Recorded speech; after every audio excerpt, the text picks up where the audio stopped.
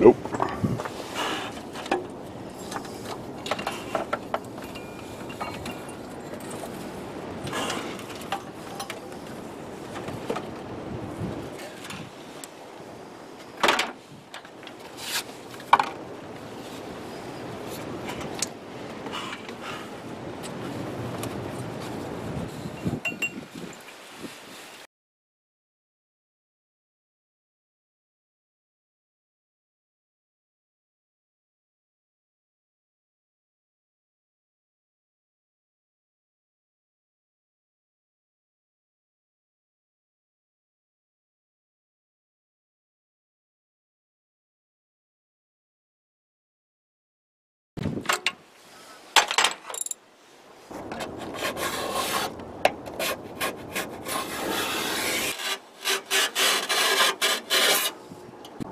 Well, it's been a while since I updated on the little truck, and the reason for that is I've been making little short clips of things that I've been dealing with that I knew that it needed, and well, the issue is I didn't know what I was doing. I'm a good enough mechanic. I've been working on stuff since I was a kid, but this vehicle is new to me. I've never owned anything that I worked on that was new enough to even have an Egr valve. So I've been learning a lot of things, and I didn't want to make video about me learning stuff because, well, the internet's already full enough of people who don't know what they're talking about. I try not to add to that. Anyway, being a 1985 model, I always kind of had a 1974 or prior rule myself, because that's when they started adding on all the things. But I'm a few weeks in, just picking off things that I knew needed done: spark plug wires, alternator belt, you know, things that you can look at and physically know. But I've owned this truck for about 6 years, so you know, I know quite a bit about what it needs as far as basic mechanical stuff. But being a modern vehicle that actually has a computer and all the sensors and things, I had to go get a reader. And I'll tell you, after going through this and seeing how it all works, man, it makes great sense. And my prejudice against vehicles this modern was actually kind of self-defeating. I mean, I cut myself out on some pretty cool stuff. It makes really good sense to me in the digital age to have sensors in your fuel and exhaust systems and a computer operating your systems, injecting the fuel, doing all the mixtures and things, versus, you know, messing with carburetors and all of that. But anyway, let's kind of get caught up to where I'm at on this and move forward a little bit, and we'll start with this. When I was younger and driving vehicles that I had to work on was more of a, you know, common thing. It wasn't really even a thought that I could get a reader for 20 bucks, you know, let alone off something like Amazon. But anyway, that kind of kept me out of that game. You know, they kind of tried to keep all the computerization and stuff kind of proprietary. You know, you had to go to dealers or whatever, so it pretty much kept me out of the game, because I just, you know, if you want your proprietary property, you keep your proprietary property. Anyway, this is the airbox of this little Ford, and if you've got a 1985 Ford Ranger 2.3, this is the airbox, the wiper motor. These plugs are stashed right back here. It took me a while to figure that out, to plug into the reader. And anyway, I pulled codes. I got a code for a O2 sensor, so I got one of these uber cool wrenches for the O2 sensor, and then that happened.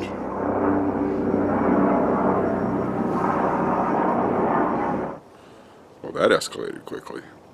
So I bought the little wrench for pulling the O2 sensor, and I'm sure that's just the thing for putting in a new one, but it's not so much for getting out one that's either been in too long or maybe was put in without the anti-seize compound.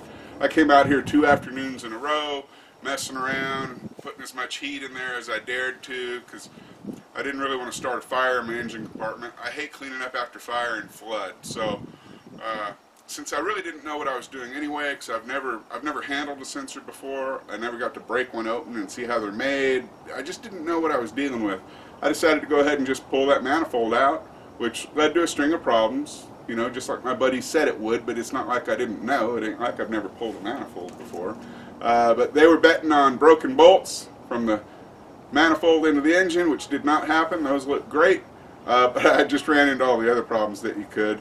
The flange bolts did not want to come out, and being under there with heat is fine, but there's only so much heat I felt like I wanted to deal with under there before I was risking a fire, you know. So it was just too much. So I just sawed the pipe, the head pipe, you know, and I'll fix my exhaust later. But anyway, let's have a look at the O2 sensor in the manifold after I got it out and see where we're at on this thing. So I came out on 2 separate afternoons and followed all the, you know, common ideas about removing an O2 sensor, and it went very well, as you can see. And I'm just not that patient in my old age, so I decided I would just pull the exhaust manifold, and I got lucky. None of those bolts were rotten. They all look pretty much new, in fact. And so those all came out great. Then it came time to pull the flange, and so I went and borrowed an impact driver from a buddy, an electric impact. That's actually a very good little tool there, that snap-on electric impact. And you can see that that didn't work either. And you know, I was heating this stuff and doing all the right things, and it just was not going to work. So, being a torch guy, I don't care. I can build an exhaust. It's a straight run from here, so I just used a Sawzall and cut the head pipe off and removed my manifold. And ultimately, it's really good that I did in spite of these problems, because, you know, I'm building a truck for reliability and efficiency, but someone had put this together without the gasket between the manifold and the head. And that strikes me as very odd. That cannot be right, and it's probably a really good thing that I didn't drive this much in the 6 years or so that I've owned it. There's no damage. It wasn't trying to blow out anywhere or anything. But anyway, bottom line is I'm about to try to get all of this taken apart using a lot of heat and every trick I know to get this stuff apart, all in the interest of saving this manifold. And I either will or I won't, and if I don't, then I'll just replace it. I'll let you know how it turns out in a minute.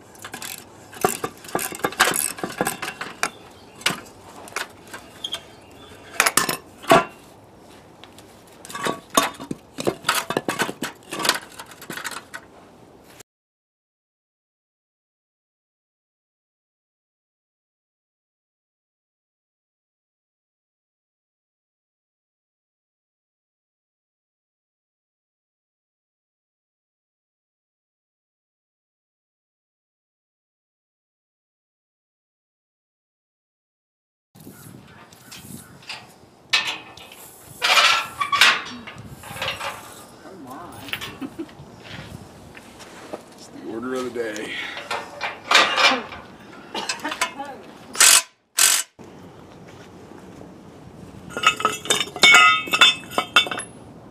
So I'll just be doing some pretty typical parts cleaning on this and prep for getting it put back together, and I'll be able to speak with some authority on putting it back together versus just the typical cussing that was going on while I was learning to take all of this apart. The code reader gave me a throttle position sensor code, and I don't know how well you can see that, but the throttle body is very dirty. That's going to have to be taken off and cleaned. Egr valve is very clearly blocked. If we look real quick at this stub that I pulled out. You can see that I had a very rich running condition that I was aware of, which is why I bought the code reader. And if you wonder what one of these looks like after you break it off, it's got some porcelain crap in it. I don't know what that's all about. Ooh, is my torch still running?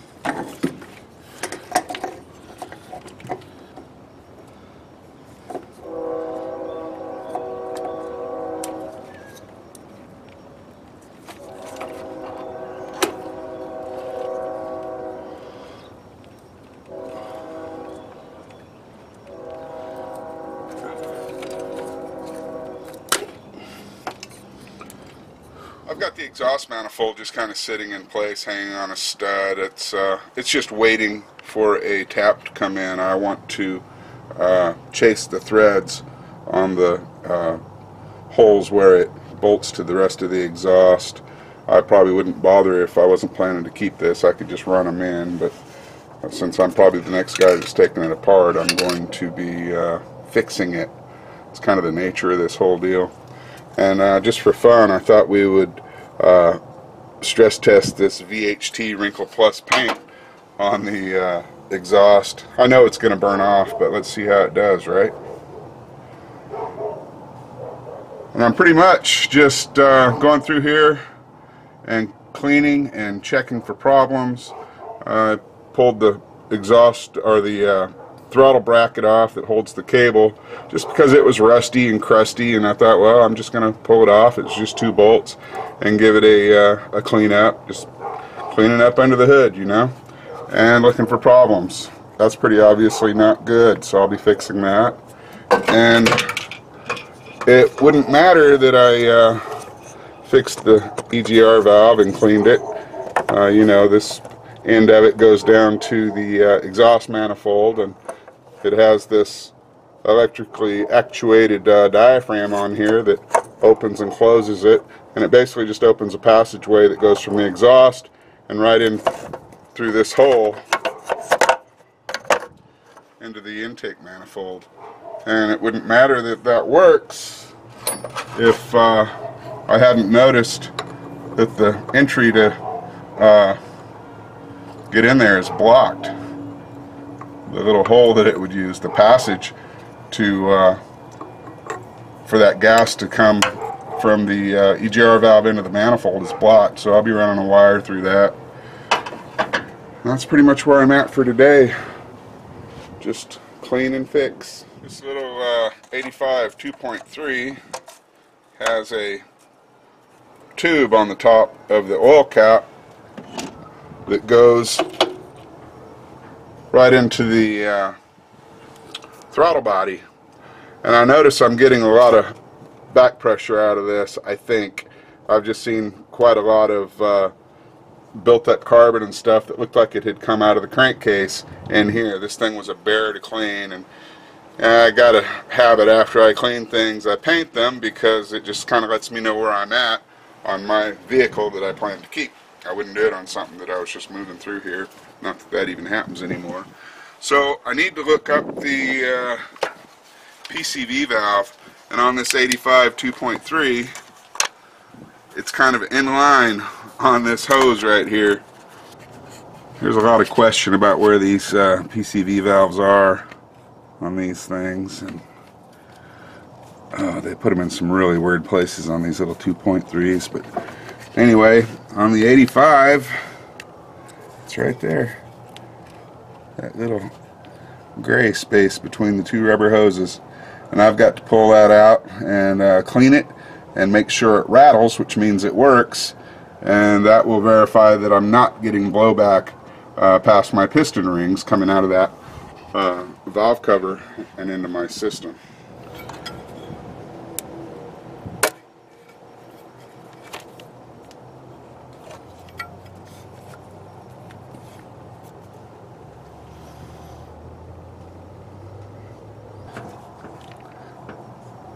Well, that other end doesn't want to come out very much, and I don't feel like fighting it because I've already verified that it rattles, so that means it works. And the hose looks pretty clean, so we're not looking at a lot of blockage there. I'll just have to monitor that situation with the crankcase gases coming out of that cap and figure out what's going on there. As good as it runs, I don't think there's going to be that much blow-by past the piston rings, but I guess we'll find out later after we get it back together. I don't really feel like doing a rebuild this week. Having a look at that broken vacuum line. That stuff's crunchy.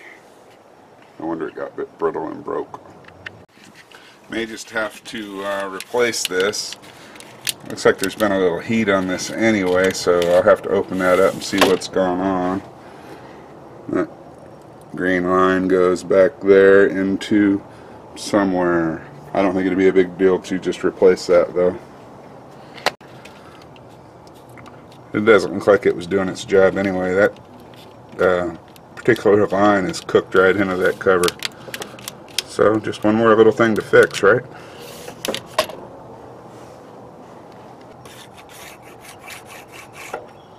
Bear with me a second while I point out the obvious. Basic mechanical work like we've been doing on this little pickup is really just a matter of having the tools and the skills to deal with stubborn fasteners.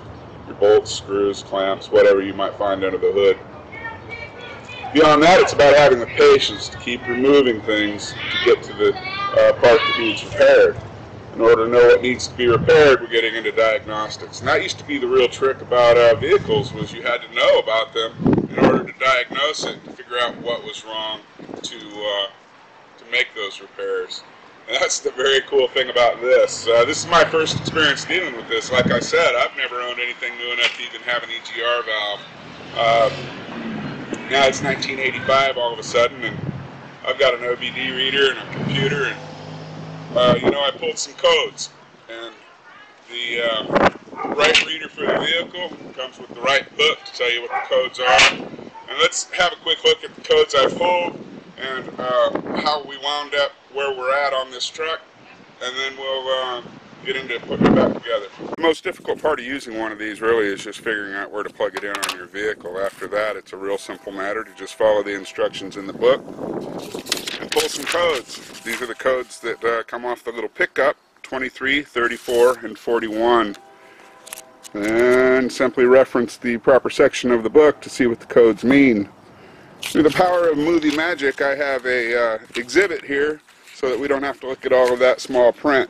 Let's get a quick look at these, and I will give you my first impressions of reading this, since I didn't have any idea what any of it meant. Oh, the first one. Code 23, throttle position sensor out of range. I bet that's got something to do with that computer. Code 34, EGR control circuit fault. Defective EGR pressure transducer sensor. Oh yeah, that crap's going to be all screwed up. I don't know anything about it. Code 41, HEGO, Sensor voltage low, system lean. Sensor signal out of range, always lean. No HO2S switching detected. Wasn't Higo the bad guy in that first Ghostbusters movie?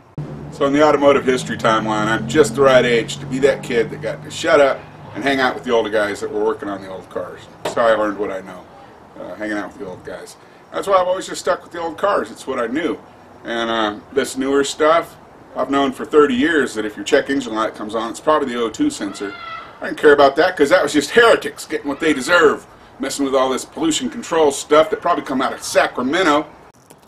So I started reading about all these things with my old school bias intact, and what I immediately learned about the throttle position sensor is that it was jabbed on the back of the throttle body on this particular model, between the throttle body and the firewall. So it's like, yeah, I'm not messing with that right now. EGR stuff, well, that sounds like a bunch of engine disassembly crap to me, and I ain't messing with that. So we got the Higo, and I found out that that's Higo. It's the oxygen sensor. That's how we wound up in this deal. I was just going to slip out there, put in a new oxygen sensor, and see what happened. And we know what happened. I wound up having to take off the manifold and begin this adventure. So let's have a look at the manifold and getting it back on the truck and go from there. So here's our exhaust manifold, cleaned up, ready to go. Recall that I wanted to run a tap through the holes on this flange, and I really wanted to do it with some vice grips because, man, that flips people out. But I thought I'd better use the tap handle just because I'm going to want the power and control of being able to do that to, you know, better my future relationship with this manifold. I'm going to get these holes cleaned up, and then we'll get that oxygen sensor installed.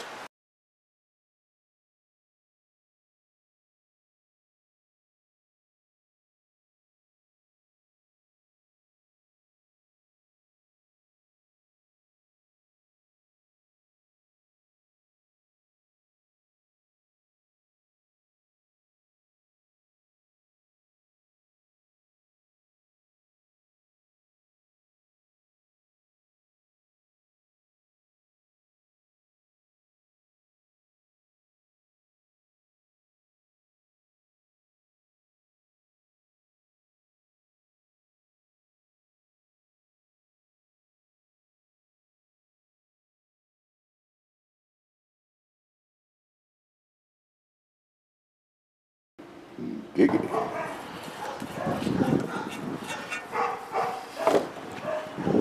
So it turns out that HEGO stands for Heated Exhaust Gas Oxygen Sensor. Who'd have thunk it? Anyway, here's a new one. They've even put the anti-seize compound on there for us, and it goes right back where that one came out of. You know the one.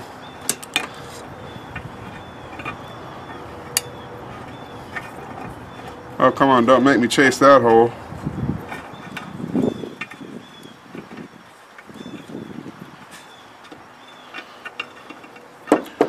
Anyway, it looks like that's going to be a thing. I'll get it put in and get back with you in a second.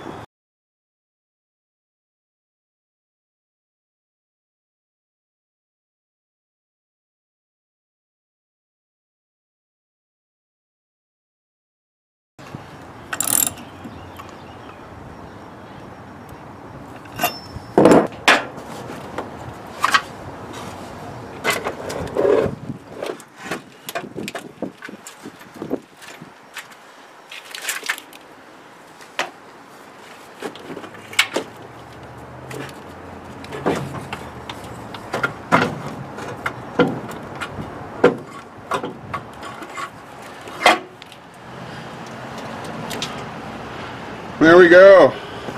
Turns out Ford actually did not use a exhaust manifold gasket, which just shocks my conscience. That is against all the rules of nature. But anyway, we're ready to bolt this thing back up. All these bolts have been cleaned, soaked in gas. I know, shop teacher. Anyway, we're not going to be shy about using a little bit of anti-seize compound on all this stuff as it goes back together. Let's do it.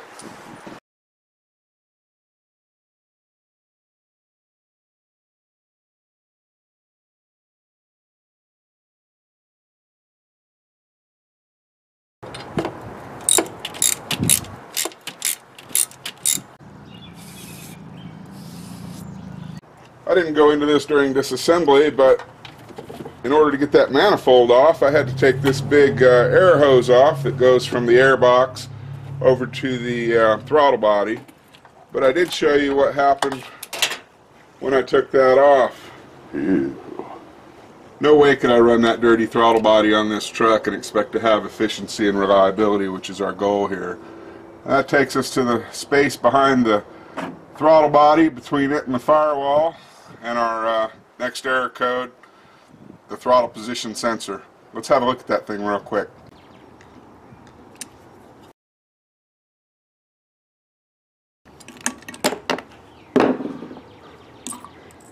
So on reading about this thing, I found out that basically what it is it is a potentiometer. There's 12 volts going into this thing, and at the idle position there should be less than 1 volt coming out, like 9.75 coming out of the output side.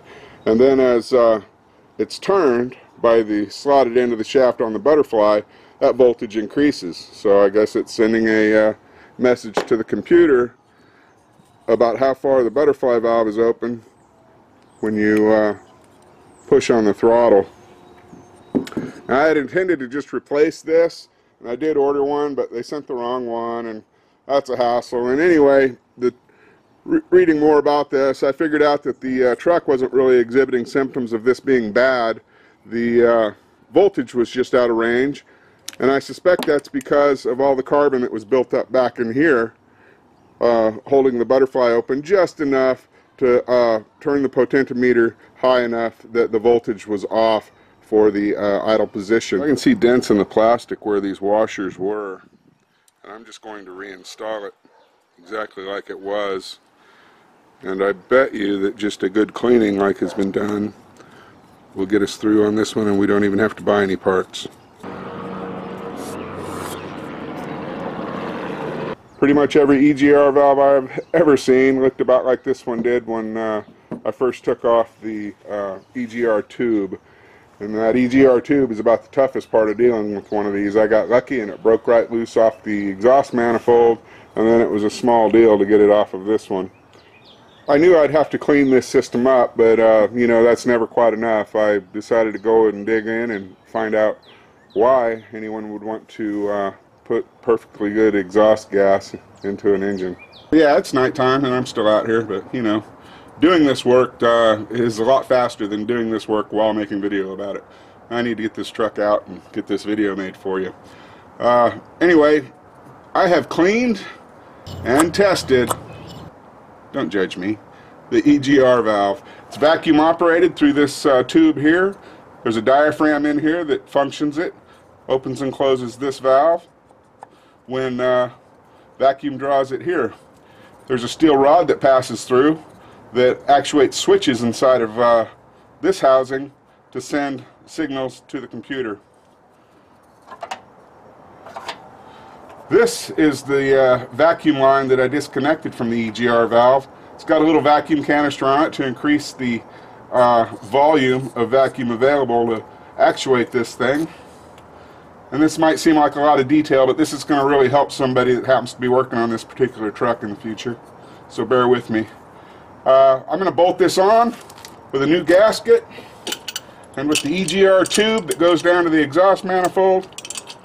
And then we'll talk a little more about the vacuum system and talk about how that switching works.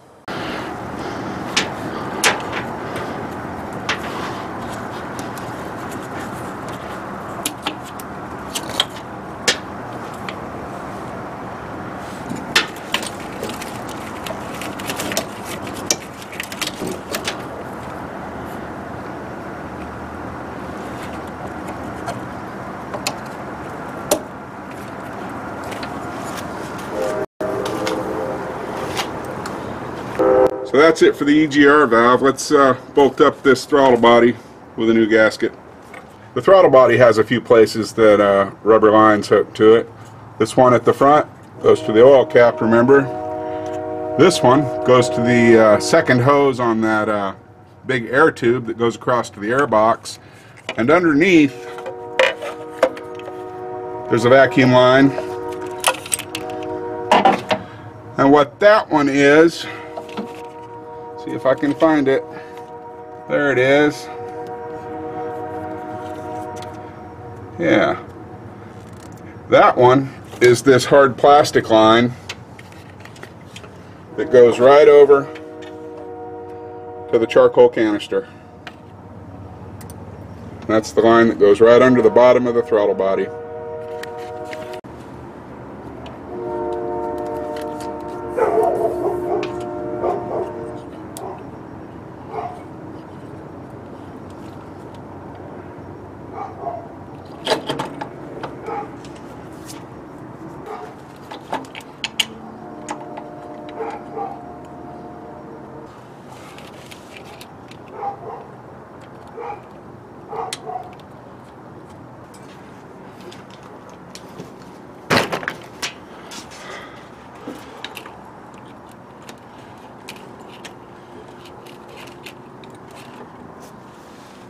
Going through all this new experience and learning these things has kind of got me looking back on my own automotive history. And I remember a conversation from about 1980.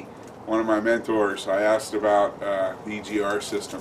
The answer I got was that it was allowing that exhaust back into the combustion system to make sure that any unspent fuel was burned in a reburn type situation. Well, that's very wrong. That has nothing to do with this. And what bothers me about that is my whole view on this stuff was kind of formed during that time. Not that the information itself is important, because believe me, anytime I owned anything new enough to have all this stuff on it, I was too busy to be working on cars anyway. All I was doing was driving them. But what bothers me about it is that for a little over 30 years, there's been this spot in my head that's stupid. It's carrying around stupid. And, you know, it's just because I believed what somebody told me. That's just one of the beautiful things about the age that we live in now, this instant information age. Give me a problem, I will solve it. You know, because the information's readily available. Back then, you had to have access to expensive books and things to learn these things. And like I say, the information doesn't matter, but I'm a little shocked that I spent so much time carrying this little piece of stupid in my brain. I try not to waste my brain, and here I've been carrying some bias and just outright stupid, really, because that's not how any of this works. It's not how it works. Let me bring you along, and I'll show you my aha moment while we look at the EGR system.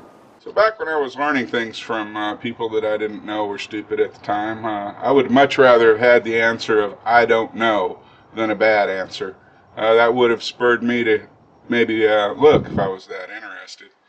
Like I said, the information itself doesn't matter because we're just now at a point in time where this is an old enough vehicle with all the modern stuff on it, you know, the very basic of the modern stuff, that I'm working on it as an old vehicle to bring back to life to drive as a cost-saving measure.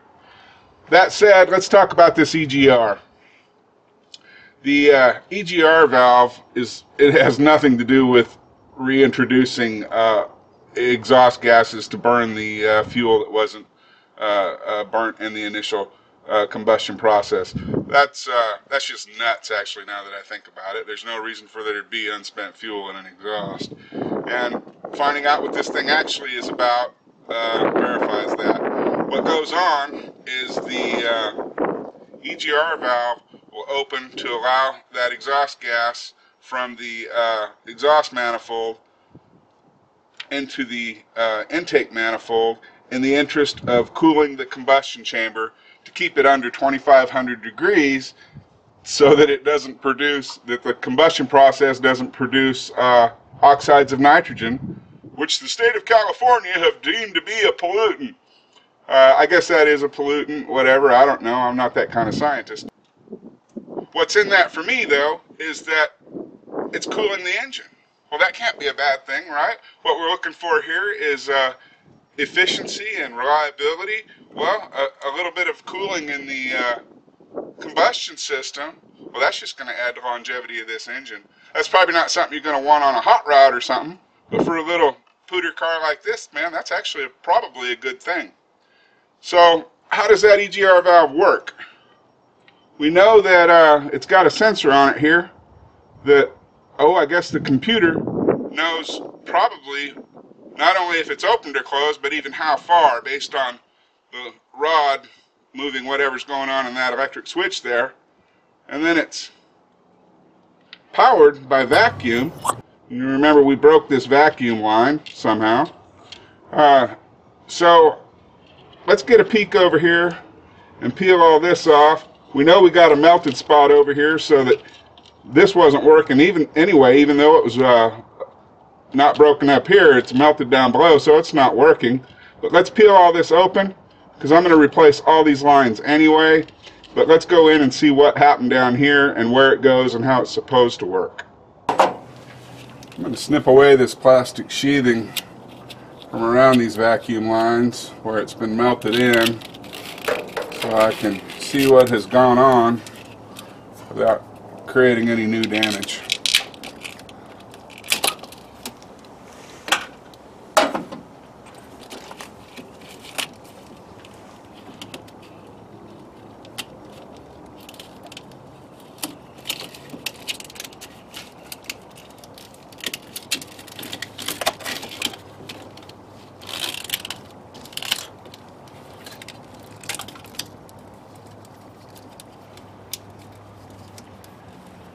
Yeah. All right.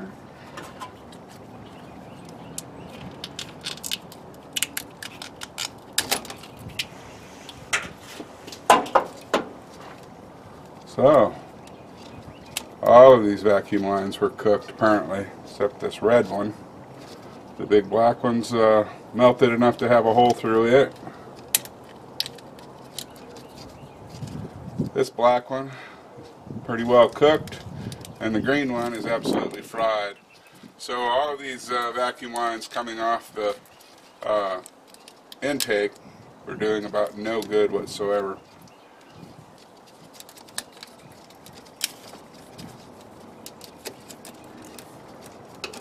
Let's have a quick walkthrough here and see what it was that was supposed to happen. We'll get to this vacuum line from the EGR. Let's start with this black one right here at the back of the tree.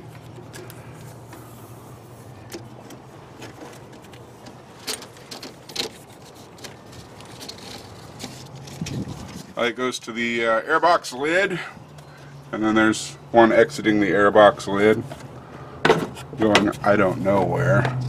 And inside the airbox lid is one of those. I'll find out what that is sometime.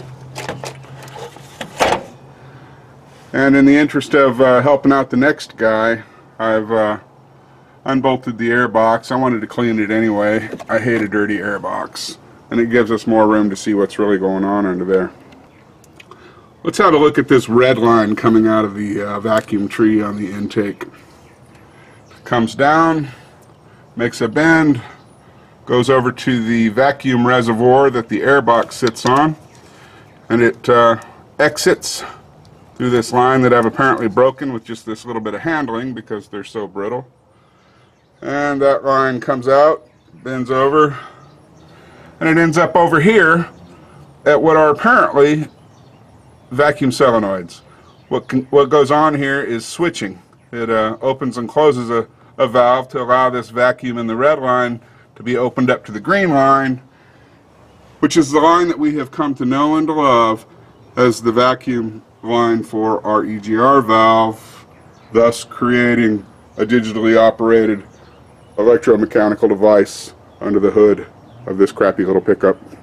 So, since I was over here messing around, I noticed that the big black vacuum line goes over there to that thing, and I found out that's what's called a MAP sensor. MAP stands for Manifold Absolute Pressure. And then it hit me in the face like a red-headed girlfriend. That throttle position sensor is letting the computer know how much air is capable of entering the system based on where the butterfly valve's at, because there's only so much open space that air can pass through. And then if it knows the manifold absolute pressure, and then the temperature of that air, it can know exactly the volume of the air that's in that manifold, and then administer the proper amount of fuel through the injectors to get a perfect ignition. And then the O2 sensor can read the spent gases to make fine-tuning changes in real time based on the whims of my own right foot. That's freaking awesome. So this little doodad right here is the last piece to our intake air puzzle. That is the IAT. It is the intake air temperature sensor. And I'll be replacing all of these vacuum lines soon. I'm not going to bore you with a bunch of video about replacing a plastic tube with rubber hoses, but I hope that showing all of this will help somebody that's maybe working on an incomplete 1985 Ford 2.3 and needs to know where all of that stuff goes. Next time you see me, we will be figuring out how to weld up an exhaust for this thing, and probably putting on those super cool shocks, and then we'll go for a drive. You know, I appreciate you. I'll see you soon. Here's the vacuum lines tentatively installed. I say tentatively because after I put the airbox and everything together, I will be cutting them to the proper length to fit with everything that's supposed to go in there, and everything will be neatly organized and supported to keep them from getting in the manifold and melted again. The way I made this happen was to remove my existing vacuum lines, walk into my local auto parts store so I could watch the young guy behind the counter prepare to have a conversation about, hey old guy, I can't get factory replacement lines. And then, well, I pulled this out and I had him bring me some line the size of this barb here, because that's the size of all the plastic barbs in this system. And we went from there. He brought out a roll, and we just laid out my vacuum lines that were this approximate size, and added a foot to the length with the new line so that I knew I would have enough length to do whatever I wanted to do. Now that particular line size wasn't exactly right.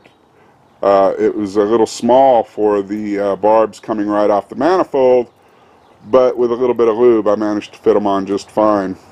The larger line was the same size on both ends, so it wasn't even a problem, and the only issue was the line change between the manifold and the large vacuum canister that the air cleaner sits on, and I came up with a clever fix for that.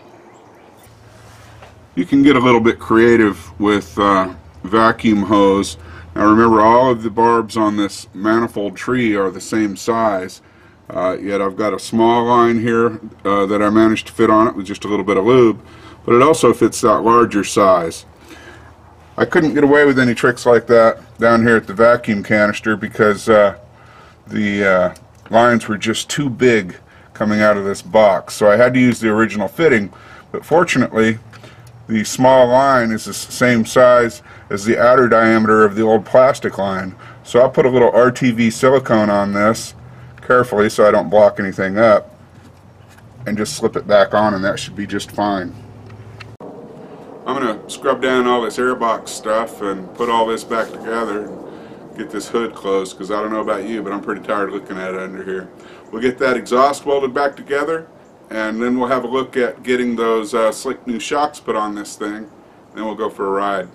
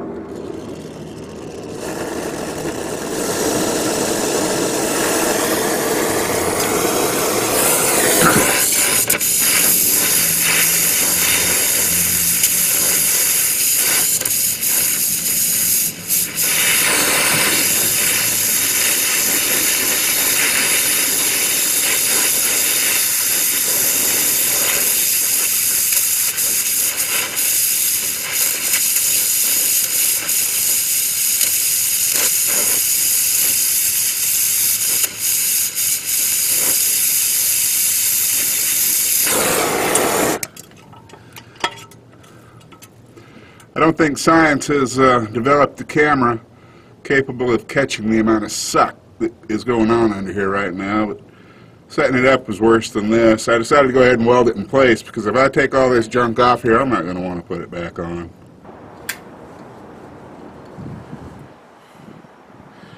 I don't have any real problems with commitment or anything like that, but I do have a tendency to get bored. That's why there's such a variety of material available on this channel, and that's why I didn't do 20 years for Boeing. Well, that, Mom said, the U.S. currency's not getting any better, so don't bother doing 20 for somebody thinking you're going to get a retirement, because by the time you're ready to collect, they'll be screwing with retirement accounts too. So go make your own security, and don't forget to have a good time. And all of that to say, between the emergency surgery on that Kia and everything I had planned to do here, I'm about tired of working on cars right now. So I don't feel like doing those shocks. So I was thinking we would just skip that for now. We'll get to it later. And, well, let's go have a drive around my neighborhood.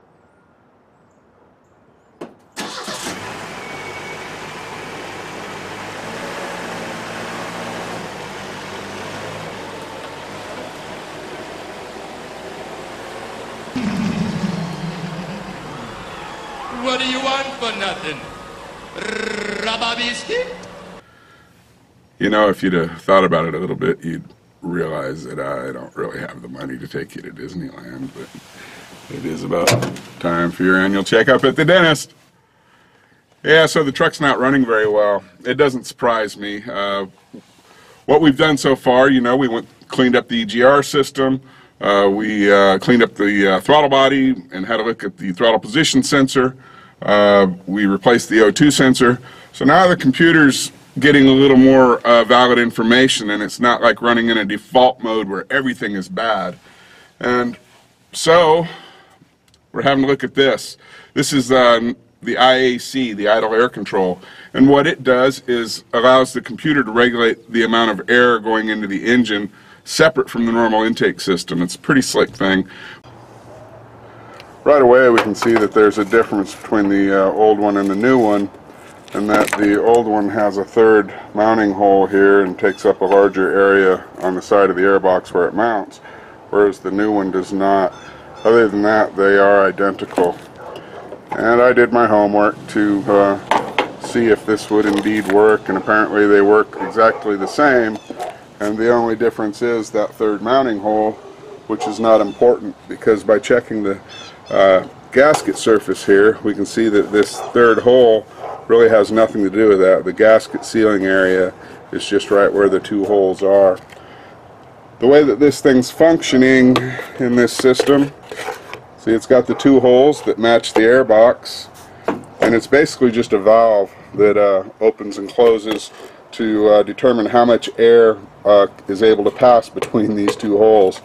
That's a two-prong mount, and I expect that the computer has the ability to reverse polarity on those to determine which direction the valve is going to move, open or closed. And being a computer, it can decide how much that is based on the sensors further up in the system. What this does in the airbox lid is very simple. One of these holes is open to the clean air area of it, and the other one is simply a tube that dumps out into this second tube that goes up to the throttle body and feeds air directly into the throttle body. Let's get this new one put on after I put this bolt in this hole just to close it off.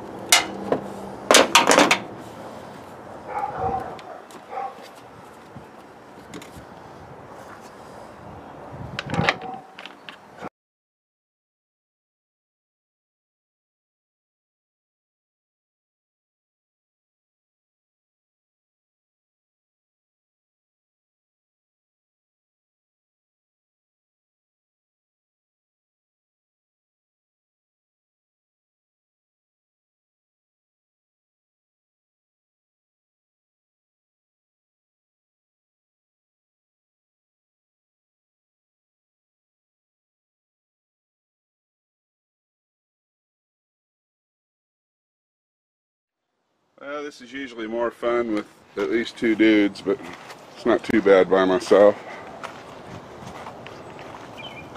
Figure out how to get this tank out. I've already been in here and replaced that pump. And this looks like a really good time to swap out those rear shocks, don't it? I don't want to drop that tank.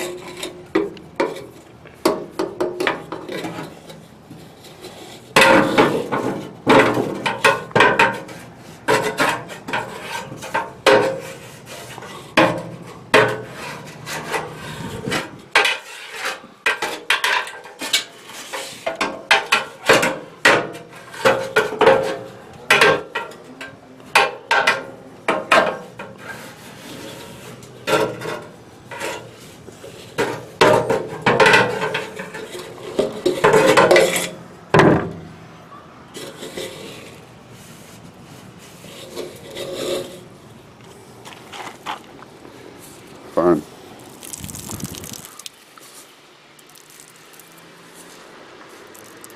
Still sounds better than doing those bolts between the tank and the frame, though. I think I'll do some shocks now. We could screw this. Do some more of this tomorrow. Tank's not dry, but that's the stuff that's in there. It's not rotten tank. It's something that somebody has thrown in. I've looked at it under magnification, and it's just oh, it looks like oaky dirt, just like it looked like in the fuel filter that I've changed 8 times in the last 6 years. So I've got the nose of the truck downhill to put all the sediment in the tank, hopefully towards the front, and that's what I'm mopping out. We're actually looking pretty good in there, but I have a sneaking suspicion this won't be the end of this yet. Oh well, we'll get through the summer, right? Someone had asked me to explain about replacing shocks, and it's very straightforward. This top one is a stud. It's actually welded to the frame of the truck, and you just take off this nut and this top shock mount will come off. And the bottom one is a through bolt. You take off the bolt, or take off the nut holding the bolt with a wrench, and then well, you're going to drive that bolt out of there, and then the shock will come off. What I've been curious about is how these new Gabriel coilovers are going to affect ride height, and if they are. And yeah, we're going to gain about, well, it looks like about 4 inches. I mean, it's not loaded, of course, but we're going to get a pretty substantial lift. So when I take this shock off, I'll have to put a jack under the frame of the truck and raise it until this shock can be put back on and aligned at the bottom to put the bolt through. Put it on at the top first, and then line it up at the bottom. And I love you, but I'm not going to make a bunch of video about grunting on some bolts.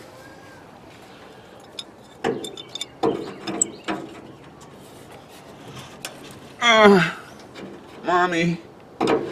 Actually, it's pretty easy.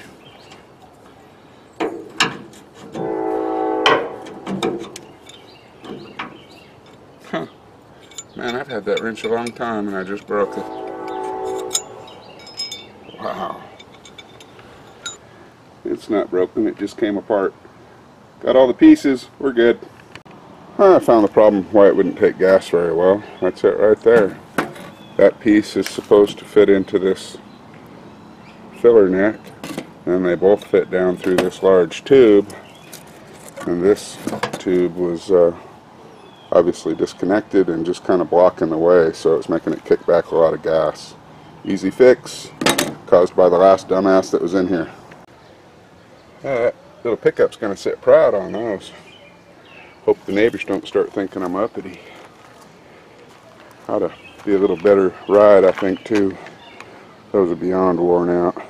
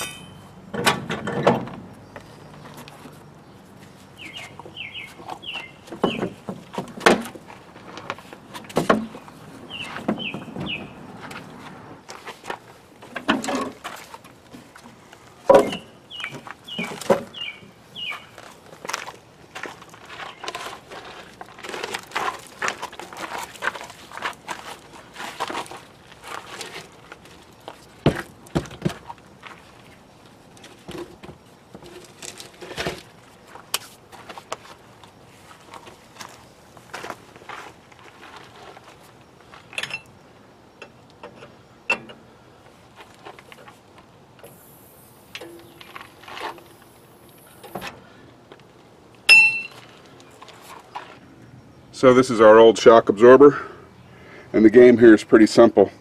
The weight of the vehicle is supported by that stump on a jacking point under the body of the truck, and I have control of this suspension part here, the axle, with that jack, so that I can raise and lower it to deal with this shock.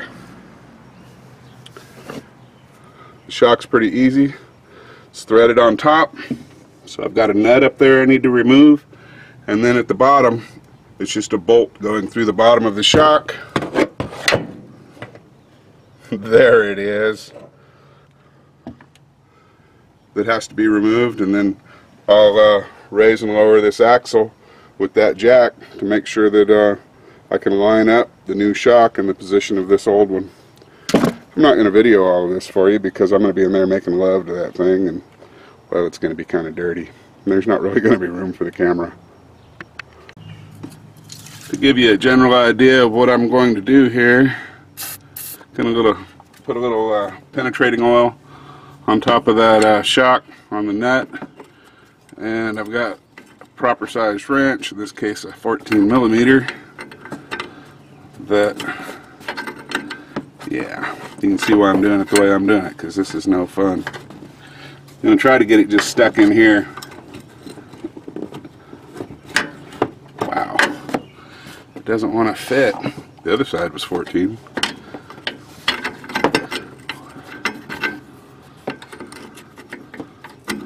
Yeah, it's a 14. Alright, basically what I'm going to be doing here is I've got a wrench fitted to that nut, wedged here into the frame, and the game plan is that I will take out that bottom bolt, and then I'm just going to turn the body of this shock to get that nut off, instead of trying to get up in there and turn a wrench on it. I could probably do it from above with a deep socket, but then I'd have to figure out how to hold the shock still while I did that, so this is just the way I'm going to go on it. King Kong put this one together, and it's been way fun so far.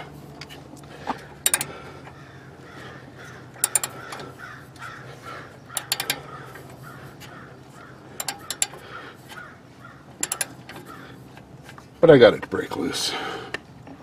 So I have this bolt out of the bottom, all pretty tight down there still. Let's fix that. And like I said, my intent is to twist the top half of this shock to loosen that nut on top, or remove it actually. See how tight it is? Oh yeah, it's gonna fight.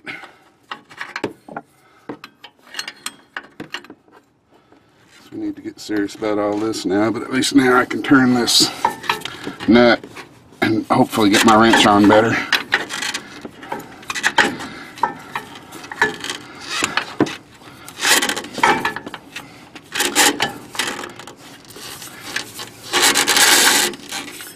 So far so good, right? I'm gonna have to get the camera out of the way so I can mess with this. Alright, so I got that wrench wedged up in there. Let's see if we can see what I did there. Oh, hey, that looks like it ought to do, right? I guess we'll know in a minute. So my grip isn't what it used to be, and I'm not going to be able to turn this by hand, so I'm going to use my oil filter wrench. If you don't have a giant pair of channel locks for messing with old vehicles, you're missing out, because you can do a lot of things with them. I actually bought it as a oil filter wrench, though, way back when I was working in a garage when I was a kid, before I got my first art job. And that worked, didn't it? It sure did.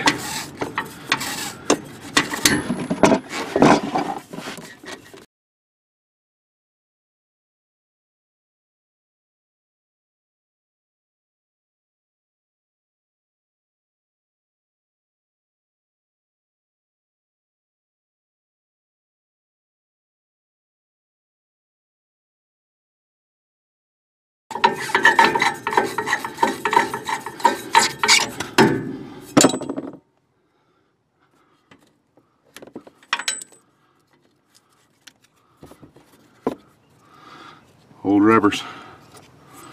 Alright, well, I'm going to go have a cup of coffee and a smoke and consider the errors of my ways that have led to this moment in my life, and then I'll come back out and put on that other shock. These shocks aren't nearly as wore out as the rears were. That's the job of a shock absorber, you know, is just to open and close real slow to absorb the shocks between the suspension and body of a vehicle. That was still kind of working, but it's not nearly as cool as the new ones. Got that going for me anyway.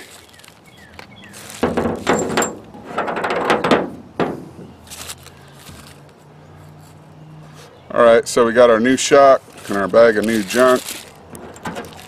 One of these washers is going to fit there. One of these fits like that. Now I'm going to go shove this back up into the bracket on the truck and put this other junk on.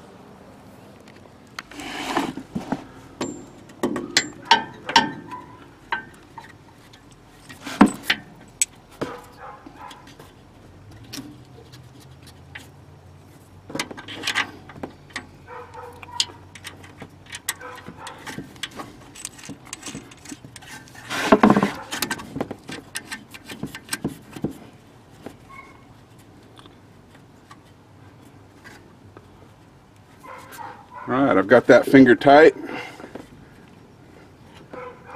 And I got pretty good fingers for that, but it's not as good as they used to be. And anyway, it looks like I guessed pretty good about my jacking height and everything. I'm real close to being correct as far as the hole in the shock and the hole in the bracket lining up. It looks like the suspension is actually going to have to go up just a little bit, so that's perfect. So I'll just have to lift it with the jack and work on getting that bolt through. And again, I'm not going to try to film that for you because, well, just reasons and stuff. It's cramped in there. Here's one thing I will show you is I'm going to pry this bracket out just a little bit, probably with my big channel lock, so I'll get it in there and, you know, just kind of pull it out a bit. Or maybe I'll just go ahead and do it for you. See if I can get in there. Just want to move it just a fuzz because it's too tight. Whoever put that last shock on, they cranked this down really tight, like they were afraid that nut was going to, you know, like come off someday, or that somebody else was going to be in here eventually. And anyway, they pulled this bracket in, and it's just way too tight for messing with this shock. I'm not going to beat on my new shock to get it into that bracket, so we'll you know, just have our way with it.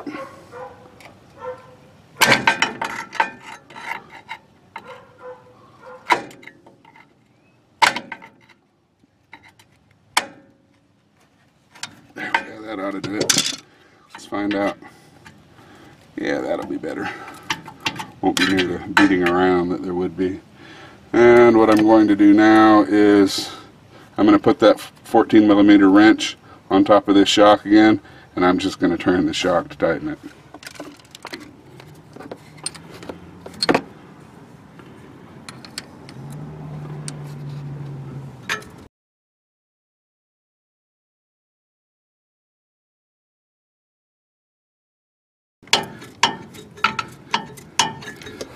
What I'm looking for here is just a nice tight fit in here. I want that rubber to just kind of pinch down just a fuzz. Not looking to really reef all this together super tight, but it needs to be together well enough that oh, you know, we don't want it coming apart, but we don't want to King Kong things either.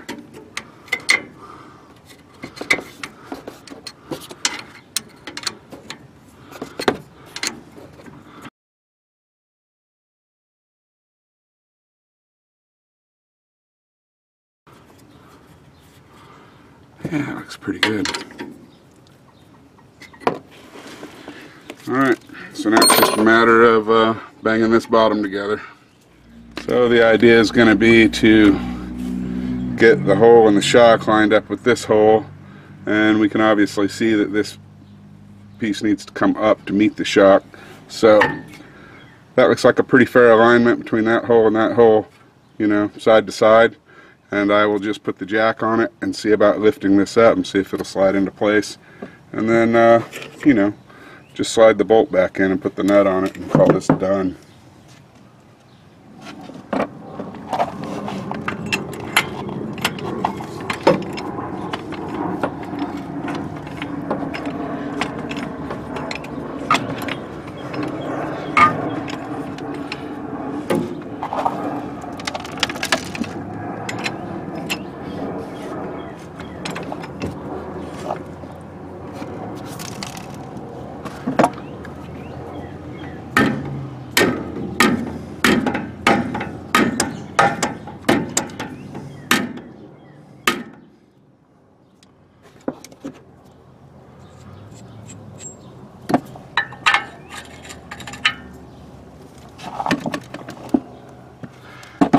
Needs to come up just a fuzz more. I think that's our number. Yeah, that'd be us.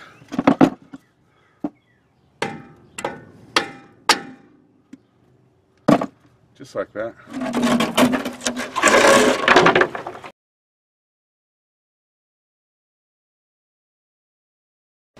You notice the busted up rubber on that tie rod end? Pretty good indicator. I'm going to be looking at some tie rod ends pretty soon.